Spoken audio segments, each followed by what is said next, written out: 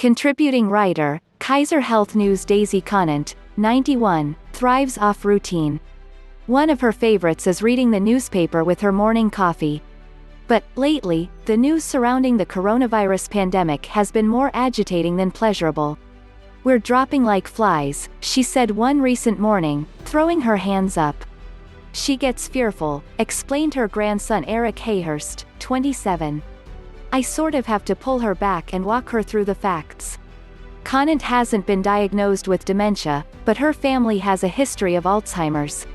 She had been living independently in her home of 60 years, but Hayhurst said he decided to move in with her in 2018 after she showed clear signs of memory loss and fell repeatedly.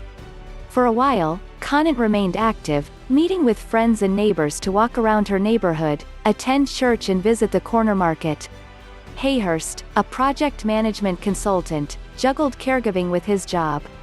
Then the coronavirus came, wrecking Conant's routine and isolating her from friends and loved ones. Hayhurst has had to remake his life, too.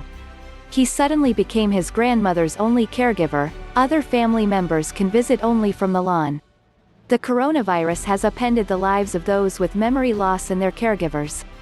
Adult daycare programs, memory cafes and support groups have shut down or moved online, providing less help for caregivers and less social and mental stimulation for patients. Fear of spreading the virus limits in-person visits from friends and family. These changes have disrupted long-standing routines that millions of people with dementia, and those with memory loss who haven't received a specific diagnosis, rely on to help maintain health and happiness, making life harder on them and their caregivers. The pandemic has been devastating to older adults and their families when they are unable to see each other and provide practical and emotional support, said Lynn Friss Feinberg, a senior strategic policy advisor at AARP Public Policy Institute. Nearly 6 million Americans age 65 and older have Alzheimer's disease, the most common type of dementia. An estimated 70% of them live in the community rather than in long-term care facilities, primarily in traditional home settings, according to the Alzheimer's Association 2020 Facts and Figures Journal. People with dementia, particularly those in the advanced stages of the disease, live in the moment, said Sandy Markwood, CEO of the National Association of Area Agencies on Aging.